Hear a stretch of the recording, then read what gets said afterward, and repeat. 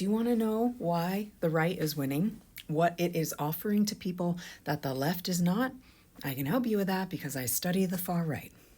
To understand what's happening, you need to understand what fascism is and what it offers people that makes them want to join up. And I know y'all like to throw around the term fascism as though it just means something bad that you don't like. But fascism is a very specific political ideology. And so if you call everything you don't like, from Biden to Trump, fascism, when fascism arrives at your door, you are caught with your ass out, which is exactly what's happened. So let's get clear on what fascism actually is. Scholars define fascism in two different ways. So one of them is the listicle, which is where scholars attempt to dissect the various fascisms that we've seen arise over time and discover what are the working pieces of fascism. And so like Umberto Eco is a really good example of this, Jason Stanley. But the other approach, which is the one I'm going to use today, is what's called the search for the fascist minimum. What that means is, what is it at its core that makes fascism fascism, despite all of the surface level differences that we've seen over time and across the world? So today I'm going to be pulling from one of the most famous definitions of the fascist minimum, Roger Griffin's. This is a mouthful, so hang with me, I will break it down for you. Fascism is a genus of political ideology whose mythic core, in its various permutations, is a paleogenetic form of populist ultranationalism. Political ideology, how societies should organize themselves politically. And when it comes to populism, what that means is that it's a movement of the people, a popular movement, okay? And then ultranationalism. So one of the key differences between what y'all were calling fascism under Biden is that when you have fascism, nothing matters except the nation. Individual lives are subservient to the nation. So whereas under neoliberalism, like Biden, at least the people at home get to have personal liberties, under fascism, you have none.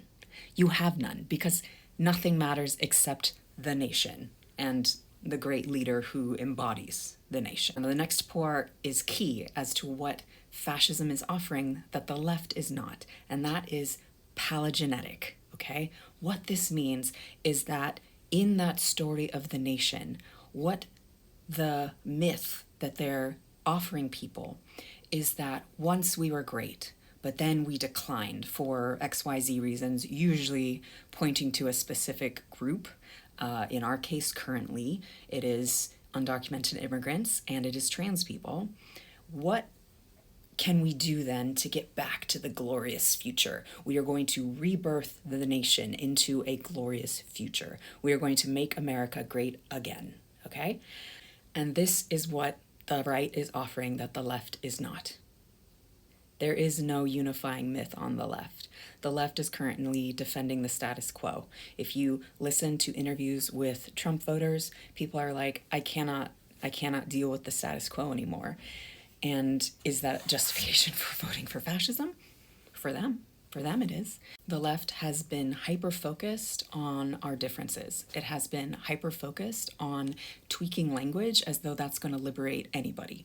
So is it really putting a single person in housing if you call a population unhoused as opposed to homeless? It doesn't matter if you capitalize black or white. It doesn't fucking matter. All of that is virtue signaling and classism because it prevents coalition building because y'all are so busy policing language. This is a distraction. We have to let this go. What we need is a narrative of who we are together, who we are as a nation. And it doesn't have to be a bad narrative. It can be a big, expansive, wonderful one, but it's not happening right now. There's no narrative of unity. There's just a narrative of white Christian nationalism on the right. But that narrative is flexible enough that it creates a big tent. This is why racial minorities can still find themselves supporting this because they still are able to see that they are being part of the hierarchy that's defended, okay? Will fascism come for them eventually too? Yeah. But for now, it doesn't seem like it. They will, okay? So what the left has to do is stop worrying about language and start building a vision of the future that gives people hope. Okay? We need our own paleogenetic myth. Okay, stop calling everything fascism. Thank you.